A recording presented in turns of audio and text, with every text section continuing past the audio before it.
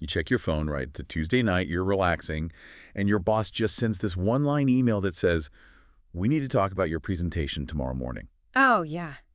Instant panic. Exactly. Instantly, your chest just like tightens up, your breathing gets shallow, you get that hot flush creeping up the back of your neck, and your heart rate just completely spikes. Right. The system just floods. Yeah.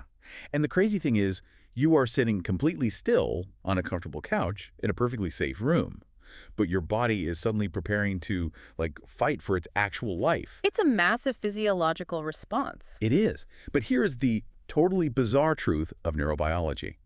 Your brain, apparently, does not know the difference between that vague, passive-aggressive email and, say, a literal bear breaking through your front door. It really doesn't, and that's what we're looking at today. Right, because the exact same survival alarms, the exact same pain centers, the exact same chemical cascades just light up. So today we're doing a deep dive into this. We have a fascinating stack of neurobiology research, academic reviews, and integrative behavioral models. There's some really incredible science on this. There is. And our mission today is to uncover exactly why our socially constructed identity, our ego, has the power to pull that primal fire alarm. And more importantly, how you can actually stop these invisible alarms from hijacking your thoughts. Because it really is a hijack. Totally. So if you've ever felt your heart race just from reading a stressful email or feeling judged in a meeting, this deep dive is your toolkit. Okay, let's unpack this. The core premise here is that the brain's alarm system doesn't cleanly distinguish between a physical burn and a social slight. Yeah, and honestly, it is one of the most profound design quirks in human evolution. We have this deep-seated assumption that emotional distress and physical danger are processed in, like, completely different zip codes in the brain. Right. Like physical pain goes here, hurt feelings go over there. Exactly. But what's really fascinating here is the shared neurobiology. They share the exact same architecture. When you feel judged or rejected or inadequate, the system doesn't just register a hurt feeling.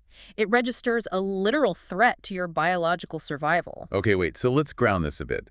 How does the body handle a genuine physical threat first? Well, to really understand this, we have to start at that baseline. Think about touching a hot stove. Oh, yeah. It's instantaneous. You don't stand there thinking about it. Right. You don't form a committee in your brain to discuss the temperature of the metal. Feels about 400 degrees. Maybe I should move. Exactly. No time for that. You have nerve endings in your skin called nociceptors, and they detect extreme heat and tissue damage. They fire a signal that travels up your arm, hits your spinal cord, and initiates a reflex arc to just yank your hand back. Before you even really feel the pain, right? Yes. Before the pain signal even fully registers in your conscious brain, that is a direct physical process. It is purely mechanical. It doesn't care about your story or how you're perceived. It totally bypasses any narrative. I mean, the stove doesn't care about your childhood. And your spinal cord doesn't care if pulling your hand back makes you look uncool in front of your friends. It just detects danger and acts. It's an unthinking survival protocol. But we also have this second system that operates on a much more abstract level, and this is what we loosely call identity. Right, the ego. Yeah, but in a neurobiological context, your identity isn't like some mystical soul. It is a socially organized self-model. It's this highly complex mental map of who you are in relation to everyone else around you. So it's basically your social standing. Exactly. It depends on being seen, being accepted, and securing a place within the group. Okay, so we have the hot stove system for physical survival and the identity system for social survival. And this is the crazy part, they aren't parallel tracks. No, they utilize the exact same hardware. When that socially organized self-model is destabilized, like say you're passed over for a promotion, or someone publicly criticizes your work, your identity essentially yells, "I am in danger." And it pulls the exact same fire alarm. The exact same fire alarm as the nociceptors on the hot stove. Okay, I got to push back here because, I mean, this sounds a little traumatic. A burn literally destroys tissue. A bruised ego is just an uncomfortable feeling. It seems dramatic, sure. Right. I mean, how can you claim the brain treats them the same way? Wait, so when someone ignores my brilliant idea in a meeting, my brain is literally reacting as if I just stepped on a rusty nail. That is the logical assumption, that they'd be different. But the data tells a completely different story. Look at the landmark research on social pain, particularly the work of neuroscientist Naomi Eisenberger. Oh yeah, the cyberball study. Right. She set out to map exactly what happens in the brain when we experience social rejection. To do this, she used an fMRI scanner and this incredibly simple digital game called Cyberball. Cyberball. It seriously sounds like an old Atari game. It basically is. It's fundamentally a virtual game of catch. So the subject lies in the brain scanner, looking at a screen. They control a little avatar at the bottom, and there are two other avatars at the top. Okay. The subject is told that these other avatars are controlled by two real people in another room. The game starts, and they just toss a digital ball back and forth. Everyone is playing together. Nice and friendly. For a few minutes, yeah. But then, the program alters. The two avatars at the top stop throwing the ball to the subject. They only throw it to each other. Oh, wow. Yeah, the subject is completely left out. They are socially excluded. That is incredibly petty. And honestly, it sounds kind of agonizing even just imagining it. Just sitting in a tube being ignored. It is agonizing. But what's fascinating is what the fMRI scanner captures at the exact moment the subject realizes they're being excluded. The brain regions that light up with intense activity are the dorsal anterior cingulate cortex, the DACC, and the anterior insula. And remind us why those two regions are so significant. Because those are the exact brain regions that encode the distress of physical pain. Wait, really? Yes. If I were to poke you with a sharp needle while you were in that scanner, your DACC and anterior insula would light up. Eisenberger's work demonstrated that social rejection and physical pain rely on shared neurobiology. So the brain doesn't just say, oh, they left me out, I'm sad.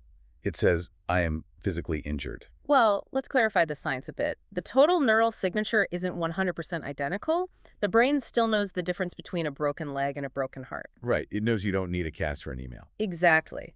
But the distress component, the alarm system that screams, this is intolerable, make it stop, is the same. The brain treats social or relational threat as fully alarm-worthy. From an evolutionary perspective, this makes perfect sense. Because being alone meant being dead, right? Precisely. For the vast majority of human history, we were hunter-gatherers. If you were rejected by the tribe, you lost access to shared food, fire, and protection. Social exclusion was literally a death sentence. You could not survive alone on the savannah. You couldn't. So evolutionary biology didn't bother building a brand new brain region just to handle social etiquette.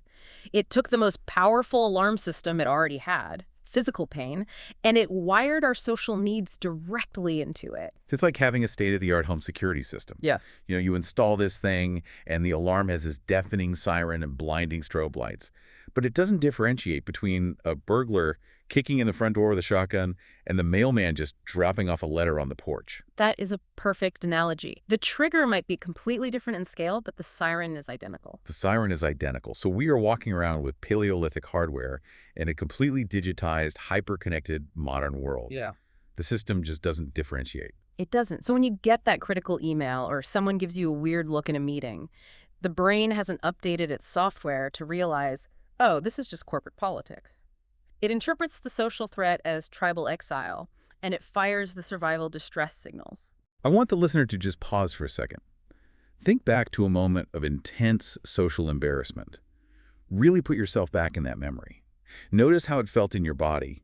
Your chest probably got incredibly tight, your stomach dropped, maybe your hands got clammy or your heart was racing. You were experiencing the physiological symptoms of actual physical danger, all because of an abstract threat to your identity. And this leads us to the most critical consequence of this shared architecture, from the trigger of the alarm to what happens after it sounds. Right, because once the siren starts blaring, you can't just casually go back to reading a spreadsheet. No, your entire system changes gears. When the identity alarm is pulled, the body responds urgently. Thoughts race, the chest tightens, the system floods, and your attention radically narrows. We call this the hijack. The stress hijack. It feels like an immediate physical problem that needs to be solved right now. Exactly. But underneath, the system is really just trying to stabilize a threatened identity. Let's look at the functional neurobiology of this. When the identity alarm detects a threat, your amygdala, which is the brain's threat detection center, sends a distress signal to the hypothalamus. And that kicks off the hormone flood, right? Yes, it triggers a massive endocrine response. Your adrenal glands pump out cortisol and adrenaline. Your heart rate accelerates to push more blood to your muscles. Your breathing shallows and quickens. Classic fight or flight. Your body is prepping to punch the bear or run away from it. But alongside that bodily response, there is a profound chemical shift inside your brain. specifically involving catecholamines like dopamine and norepinephrine. These chemicals flood into a region called the prefrontal cortex. Okay, let's map this out for a second. The prefrontal cortex is basically the CEO of the brain, right? Yeah. Sitting right there behind the forehead. It is the seat of executive function. It's responsible for your highest level cognitive abilities: flexible thinking, complex problem solving, long-term planning, impulse control, emotional regulation. So it's the adult in the room. Yes, it is the part of the brain that allows you to hold multiple abstract ideas in your head at once, weigh the pros and cons, and make a reasoned decision. We call this top-down control. So when I'm calmly debating strategy with my team, or deciding whether to buy a house, or even just restraining myself from eating a whole cake, my prefrontal cortex is running the show.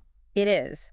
But the research, particularly the extensive reviews by neurobiologist Amy Arnsten, reveals a stark vulnerability in this system. The prefrontal cortex is highly sensitive to stress chemistry. How sensitive are we talking? Well, a little bit of norepinephrine helps you focus. That's the feeling of being alert and engaged. But a massive flood of it, which happens when the identity alarm is pulled, literally physically weakens that top-down control. Wait, it physically alters the brain in that moment. Yes. The flood of stress chemicals actually opens ion channels on the microscopic branches of the neurons, effectively short-circuiting their ability to communicate with one another. The network disconnects. Ernst's work shows that under acute stress, the prefrontal cortex goes offline.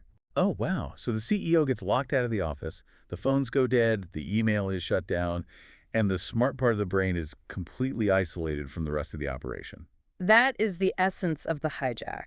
Because in a true physical emergency, you don't want the CEO sitting around weighing the pros and cons. Right. If a car is swerving into my lane, I don't want to engage in deep philosophical reflection about automotive safety. I just want to jerk the steering wheel. Exactly. Taking the prefrontal cortex offline is a survival mechanism to prioritize speed over accuracy. But when the trigger is just an email or an awkward silence on a Zoom call, losing your CEO is a total disaster. It is an absolute catastrophe for modern knowledge work, and researchers like Lars Schwab have extensively documented what happens to our behavior when the prefrontal cortex shuts down.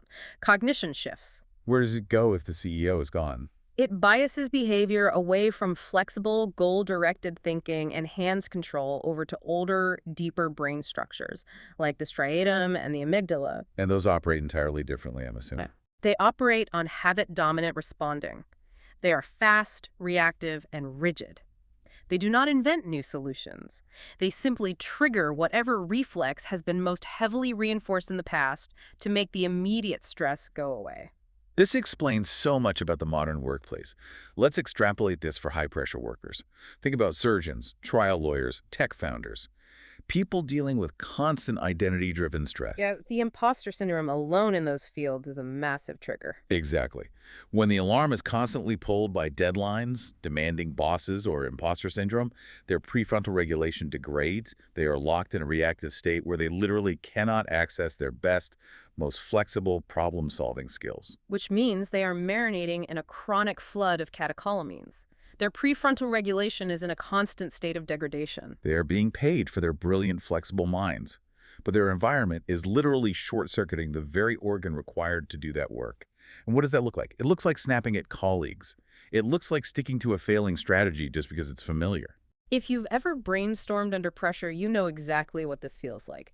You are in a meeting, a massive problem has just dropped, and everyone is staring at you waiting for an answer. The stress is palpable. I know this feeling perfectly. The very first idea that pops into your head feels incredibly urgent. It has this overwhelming aura of correctness. You want to slam your hand on the table and yell, "That's it, let's just do that." But is it usually a brilliant idea? Rarely. Yeah. Usually, if I look back at it 2 hours later, it's a terrible, deeply flawed idea. But in the moment, it felt like salvation. It's usually just the most available idea, not the most accurate. That is your hijack system collapsing the process too early just to find relief. The brain is no longer trying to solve the intellectual problem. The older brain structures have taken over, and they grab the first available option simply to make the physiological stress stop. It's the brain saying, "I don't care if this is a good strategy. I just want everyone to stop looking at me so I can feel safe again." Exactly. We mistake the urge for safety with the arrival of a good idea, and that transition, how this loss of top-down control forces the brain into repetitive, unhelpful loops. brings us to how we build these habits. Yeah. Why do we grab that specific idea? Right. Why do some people immediately get angry under stress while others completely shut down? This gets to dominant pathways, right? Yes. We have to understand how identity is built on a neurological level. It is built through relentless repetition. From the time you're a toddler, you're practicing how to be you.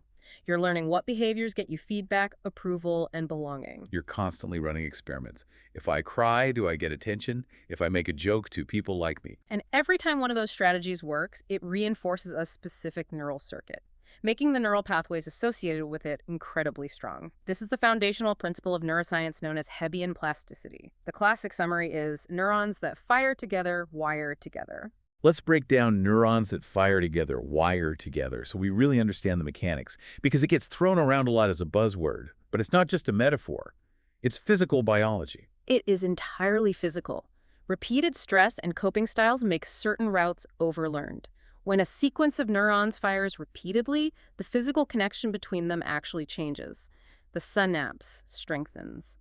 The axon of the sending neuron gets wrapped in thicker myelin, speeding up the electrical signal. So it's like a path through the woods. The first time you walk it, you're pushing through thick brush. It takes effort. But if you walk that same path every day for 10 years, it becomes a paved superhighway. The signal flies down that route with zero resistance. That is precisely what happens to your coping mechanisms. If your strategy for dealing with an identity threat was to become hypercritical to deflect attention, and you did that thousands of times, that neural circuit is a paved superhighway. It is a dominant pathway. So back to the hijack. The critical email arrives. The stress chemistry locks out the CEO. The brain doesn't calmly explore options. It fires through these dominant routes. It defaults to the path of least resistance. And here is where it gets deceptive. When you are firing down these dominant routes under stress, it feels like you are thinking. It looks like thinking, but it's actually the system trying to restore equilibrium by locking onto fear, approval, or self-correction. You feel like you're doing important mental work, pacing the room, running through scenarios. But you aren't thinking flexibly. You're spinning your wheels in the mud. And neurobiologically, we can point to a specific network that orchestrates this kind of recursive spinning. The default mode network, or the DMN. Okay, the default mode network. This is a massive concept. Let's clarify right up front. The DMN isn't inherently bad, right? It's a fundamental part of a healthy brain. Absolutely essential. The DMN is linked to autobiographical thought and social cognition. It becomes highly active when your brain is wakeful but not engaged in a specific external task. If you're just daydreaming, your DMN is lighting up. It's what your brain defaults to when it's not solving a math problem. Yes. And what does the brain naturally think about? It thinks about you. It weaves your past, present, and future into a cohesive narrative of self. That's the internal storyteller. Exactly. But under stress, when the identity alarm is pulled, self-referential processing becomes over-dominant. The storyteller panics. And this leads to recursive rumination. Rumination. Lying awake at 3 a.m. staring at the ceiling. Here's where it gets really interesting. If rumination is just stress-driven brainstorming through dominant pathways, how do you, the listener, know when you are actually problem-solving versus just spinning your wheels in a DMN loop? That is the million-dollar question. Because from the inside, they feel identical. They both feel urgent. The defining difference is flexibility versus rigidity. Goal-directed thinking moves forward, rumination loops backward. I want to give the listener a practical mental checklist based on the research. If you're stressed right now, ask yourself these 3 things. 1, are you replaying past conversations over and over again, analyzing every word? That is classic DMN autobiographical review running on a fear pathway. You cannot change the past, so the loop has no exit. 2, are you vividly imagining extreme, catastrophic, worst-case scenarios about the future? Getting fired, being publicly shamed? That is the DMM projecting the threatened identity into the future, utilizing dominant pathways of anxiety. And 3, are you desperately trying to mentally fix a social situation or control how someone perceives you right this second? That is the social cognition aspect, trying to stabilize the ego by controlling the uncontrollable. If the answer to any of those is yes, you aren't thinking, you are ruminating. You're experiencing a neurobiological reflex where your brain is firing down superhighways to soothe a bleeding identity. Recognizing that distinction is the first essential step. The moment you label it as a false alarm, you begin to strip its power. Which brings us to a fascinating transition. We're moving from established neuroscience to the broader, more exploratory claims in the source material. What actually happens when the DMN and identity quiet down? This takes us into the speculative fringe. There is a concept that when the usual self-referential grip quiets down, like in flow states or deep meditation, other forms of processing become available. Flow states.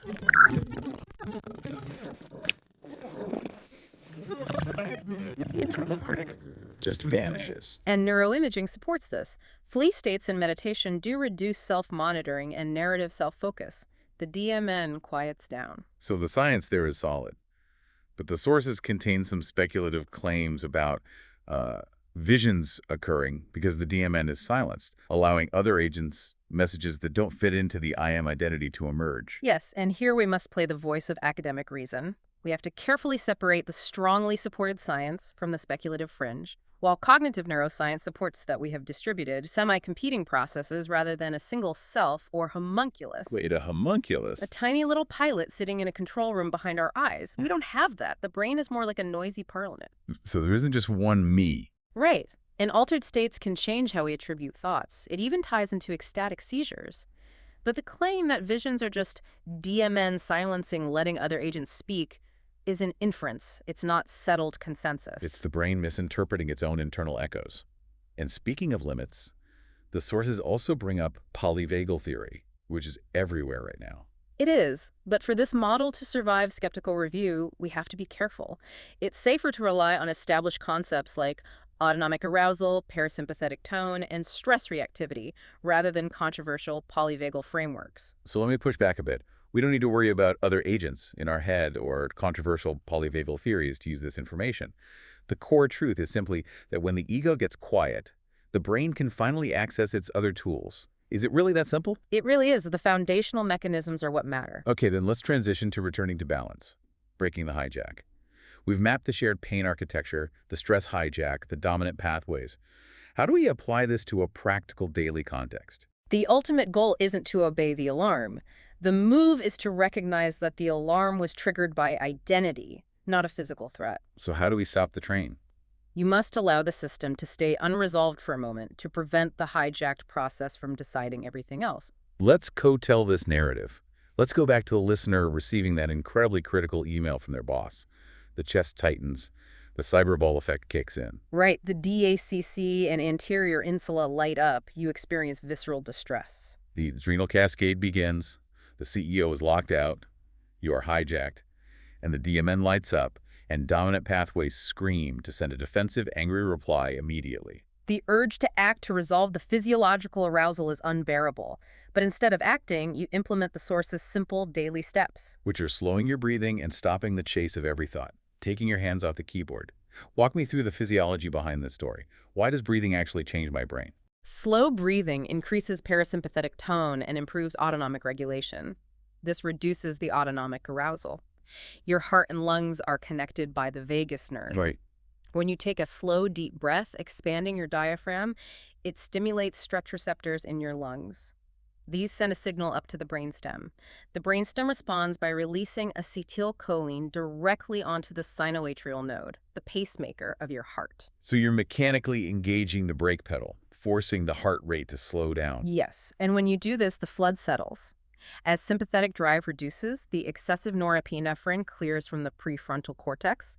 The dominant, fear-based pathways lose their control. The CEO unlocks the door and walks back in. Exactly. Other, quieter neurological patterns, which were there all along but being overridden, start to come through. Your capacity for empathy, your memory of past successes, the thinking becomes clearer, less reactive, and less tied to immediate survival. The system hasn't been shut off. Yeah. It is returned to balance. The issue was never that the alarm exists, but that the ego learned to pull it for things that aren't actually on fire. Exactly. So what does this all mean?